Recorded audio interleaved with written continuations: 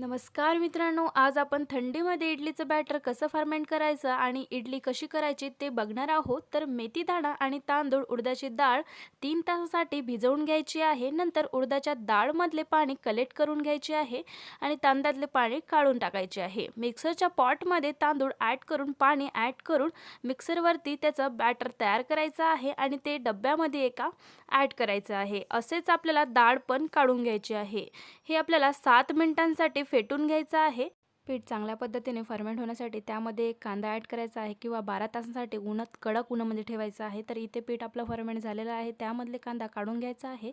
त्यामध्ये चवीनुसार मीठ ॲड करून इडलीच्या साच्याला तेल किंवा बटर लावून घ्यायचं आहे. त्यामध्ये सारण भरायचं आहे आणि कुकरमध्ये ठेवून 10 मिनिटांसाठी वाफवून घ्यायचं आहे.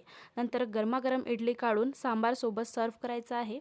हा व्हिडिओ डिटेलमध्ये पाहायचा असेल तर माझ्या यूट्यूब चॅनलवरती जाऊन तुम्ही बघू शकता. व्हिडिओ आवडला असेल लाईक शेअर करा. थँक्यू.